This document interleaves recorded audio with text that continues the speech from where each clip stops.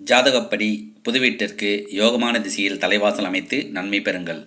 ஜாதகப்படி யோகமான கிரக தெய்வத்தையும் வழிபட்டு நன்மை பெறுங்கள். ஜாதகப்படி யோகமான எண் மற்றும் நிறம் அறிந்து நன்மை பெறுங்கள். ஜாதகப்படி ஒரு சுபவிசேஷத்திற்கு யோகமான காலம் அறிந்து நன்மை பெறுங்கள்.